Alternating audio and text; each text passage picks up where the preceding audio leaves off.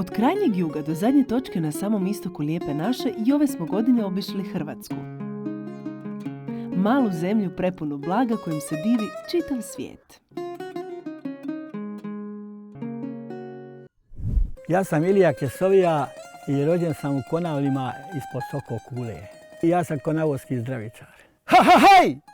Pomozi Bože i veseli Bože i danas i vas da. Moja mila i draga braćo, evo sastali se, a ne omrazili se, u laku grijehu, u dugu vijeku, vino pismo, a blago blagovasno.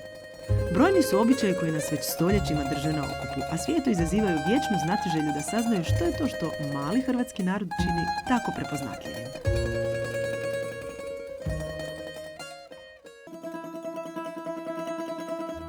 Nalazimo se ispred najveće drvene bačve na svijetu koja je u upotrebi.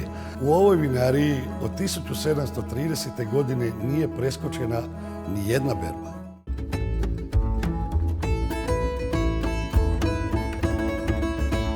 Ponosni smo na našu povijest koju danas učimo mlade kako bismo imali dobru budućnost. Da se vratimo 24 milijuna godina natrag u prošlost, kad je ovdje oko nas sve bilo Panonsko more, današnje gore Papuk, Krndija i Psunj, koje su nam onako jedne od većih u Slavoniji, su u to doba bile samo mali otoci. Ali evo, desile su se nekakve klimatske promjene, to more se isušilo, s vremenom i nestalo. Danas imamo ovdje Teru, odnosno zemlju, centar Terapanonika.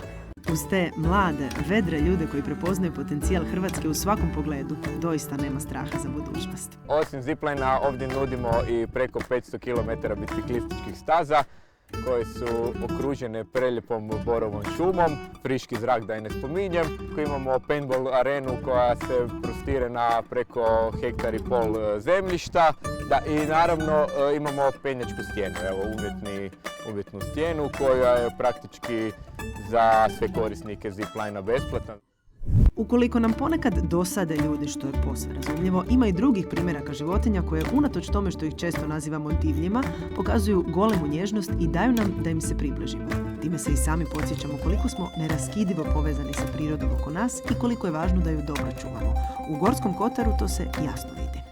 Ja želim ovu priču prezentirati ljudima koji cijene prirodu. Ja već svakodnevno dolazim u šumu, hranim ih sa malom količinom hrane, ne želim da oni steknu ovisnost, da budu ovisni o meni. Oni se moraju ipak sami boriti za sebe. I evo, jednostavno su osjetili da im ja ne prijetim kao opasnost. Stvorila se neka ljubav, stvarno uzajemno poštovanje i to je stvarno nešto što je neprocijenjeno. Uvijek postoji doza straha i to je jako dobro i mora biti to. Ipak zvije, dobro ste to rekli, ali prilikom samog odlaska na avanturu popričamo sa gostima, objasnimo im pravila ponašanja, šta se smije, šta se ne smije i pokušavamo ih smiriti. I problem znači na kraju sam odlazak iz lokacije. Kako sada izaći iz lokacije, iz ove kućice, a medvjed je recimo tu vani. Tako da strah uvijek postoji. Znači preko 95% gostiju su sami stranci. Znači Nizozemci su fascinirani sa tim, Francuzi, Italijani, Njemci. Znači dolaze ljudi ne samo iz Europe, nego iz maltene iz čitavog svijeta. Kako i ne bi dolazili ljudi iz cijelog svijeta kad nas je nebo počastilo nevjerojatnim obiljem na tako malo prostora. Roški slap je dobio ime po utvrdi Rogovo koja se nalazi tu nizvodno s desne strane i ta utvrda je u biti starohrvatska utvrda koja je stoljećima služila za obranu ovog područja od neprijatelja. Znači, Roški slap je u biti jedno područje nacionalnog parka koje je malo manje posjećeno nego Skradinski buk, ali što ne znači da je manje atraktivno. Dapače, znači sastoji se od nekoliko manjih slapova i najveći znači taj Roški slap. I poznate su i ogrlice koje se nalaze uzvodno. Radi se zapravo o sedrenim kaskadama koje čine kao ogrlice biserne rijeke Krke. Počastilo nas je i velikim ljudima u čiji spomen su danas po Hrvatskoj otvoreni mnogobrojni zanimljivi interpretacijski centri. Danas je kuća Petra Preradovića posvećena životu i dijelu samog Petra Preradovića. Prati njegov životni put, vojnički put, ali i pjesnički put.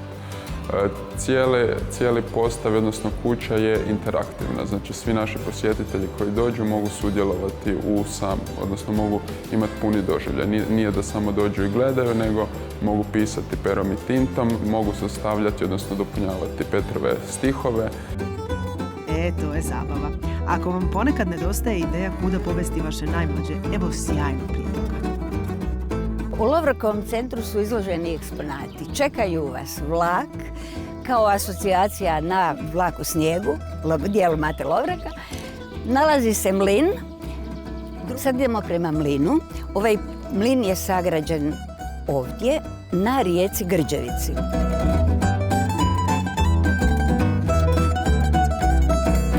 I djeca kad dođu jako vole mlin. Vole kakav je bio Pero, šta je radio Pero, šta ovaj, šta onaj i uživaju, gledaju. Ukoliko se pak od djece za kakav vikend želite odmoriti, i to razumijemo. Imamo razne prijedloge kamo otići i kako se dobro provesti. Ovo je petnat, znači to je prirodni pinušac, Petilé naturel, pinušac bez sekundarne fermentacije, znači radi se bez sulfita, bez kvasaca. O ukusnoj hrani diljem naše Hrvatske ne treba puno govoriti. Gdje god da vas put nanese, jest ćete kvalitetno, sezonski, lokalno i tradicionalno. Možemo vam tek poželjeti dobar tek.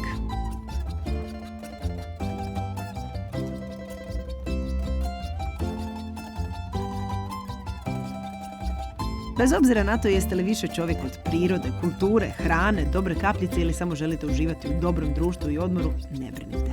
Kod nas svega toga na pretek ima. Ovaj mali video prekratak je da vam pokažemo sve ljepote, ali dovoljan da vas pokrene. Pa prije nego krenete preko granica Hrvatske, pobrinite se da dobro doživite naše domaće. Uživajte!